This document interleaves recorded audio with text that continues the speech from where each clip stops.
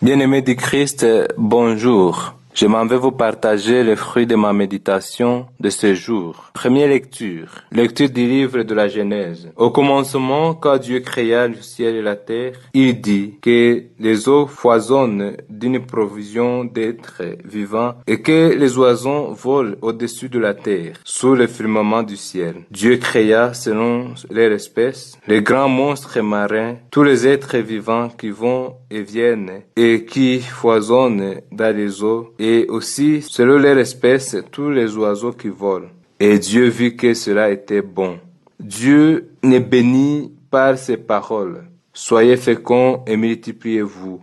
Remplissez les mers, que les oiseaux se multiplient sur la terre. Il y eut un soir, il y eut un matin, ce fut le 5e jour. Et Dieu dit que la terre produise des êtres vivants selon leur espèce, bestiaux, bestioles, et bêtes sauvages selon leur espèce. Et ce fut ainsi. Dieu fit les bêtes sauvages selon leur espèce, les bestiaux selon leur espèce, et toutes les bestioles de la terre selon leur espèce. Et Dieu vit que cela était bon. Dieu dit, faisons l'homme à notre image, selon notre ressemblance, qu'il soit le maître des poissons de la mer, des oiseaux du ciel, des bestiaux, de toutes les bêtes sauvages et de toutes les bestioles qui vont et viennent sur la terre. Dieu créa l'homme à son image. À l'image de Dieu, il le créa. Il les créa hommes et femmes. Dieu les bénit et leur dit, soyez féconds et multipliez-vous, remplissez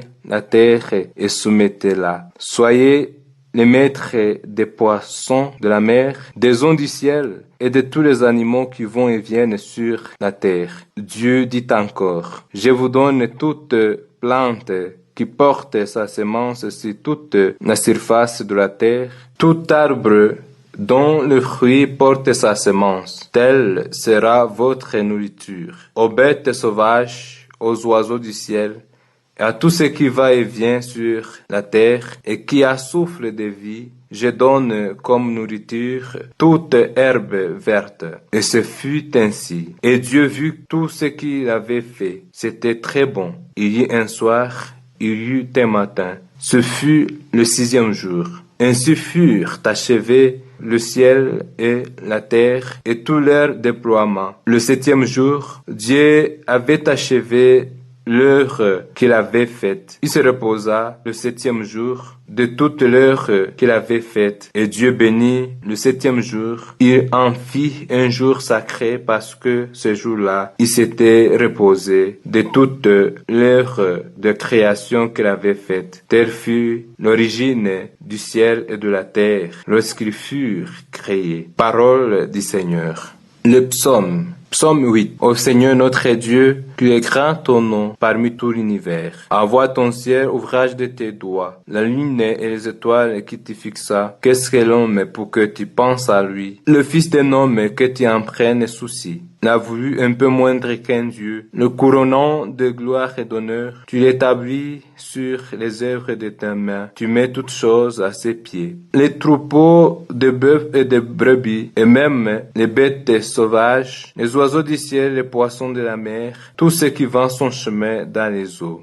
Le Seigneur soit avec vous. Évangile de Jésus-Christ selon saint Marc. Les pharisiens et quelques scribes étaient venus de Jérusalem. Ils se réunissent autour de Jésus et voient quelques-uns de ses disciples prendre les repas avec des mains impures, c'est-à-dire non lavées. Les pharisiens, en effet, comme tous les Juifs, se lavaient toujours soigneusement les mains avant de manger, fidèles à la tradition des anciens. Et au retour du marché, ils ne mangeaient pas avant de s'être aspergés d'eau. Et ils sont attachés encore par tradition à beaucoup d'autres pratiques. Lavage de coupes, de cruches et de plats. Alors, les pharisiens et les scribes demandent à Jésus, pourquoi tes disciples ne suivent-ils pas la tradition des anciens et prennent leur repas sans s'être lavés les mains?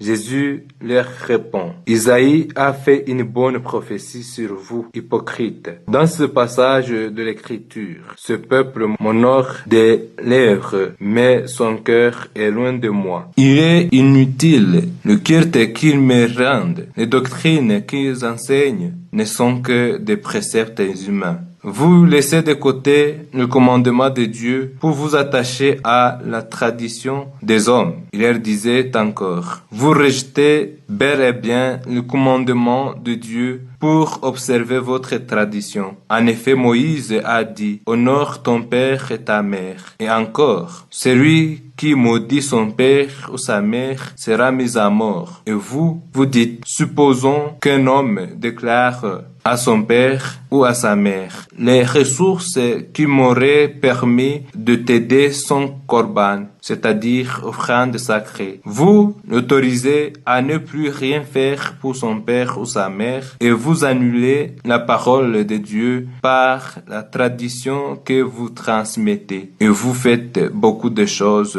du même genre. Acclamons la parole de Dieu.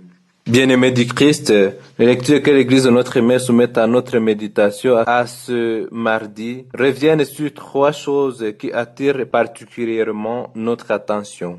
Premièrement, Dieu est le créateur de toutes choses et a tout donné à l'homme. La deuxième, c'est la responsabilité de l'homme face à toute œuvre de Dieu. La troisième, c'est le primat de la loi divine par rapport à la tradition des hommes et à leurs coutumes. La première lecture nous relate l'histoire de l'origine de la création pour nous montrer que Dieu est le créateur de tout l'univers et de tout ce qu'il contient. Il a tout créé par la puissance de sa parole qui manifeste sa sagesse et sa bonté. Il est le maître du temps et de l'histoire et c'est de lui que l'homme détient l'être, le mouvement, la vie et l'existence. Après avoir tout créé et béni, il a confié à l'homme la tâche de veiller sur l'œuvre de ses mains, de soumettre et de cultiver la terre. Dieu a tout arrangé et a tout organisé et ordonné, mais l'homme a tout dérangé et désordonné à cause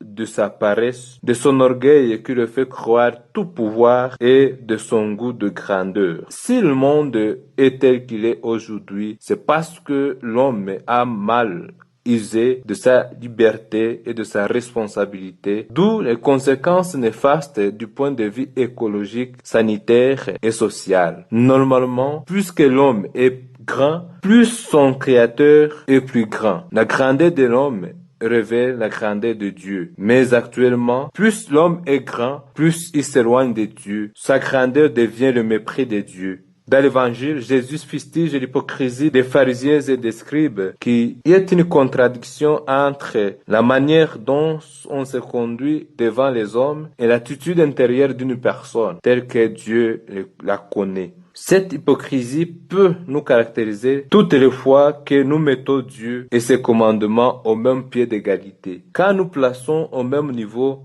la parole de Dieu et son application, la foi en Dieu et sa formulation, la loi divine et la tradition des hommes, le culte de Dieu et ses explications. Jésus préfère les actes qui émanent du cœur, comme amour, humilité, joie et pardon, à toutes les autres formes de pratiques extérieures dépourvues de toute compassion. Loin de supprimer le culte et la tradition, Jésus invite ses interlocuteurs à se rappeler le primat de l'amour de Dieu et du prochain. Dieu nous a couronnés de gloire et d'honneur en nous établissant sur les œuvres de ses mains et en nous confiant la responsabilité de veiller sur sa création, qui nous donne la grâce de reconnaître sa grandeur et de jouir de notre dignité de collaborer à son œuvre et que notre participation rende ce monde plus fraternel, juste et meilleur.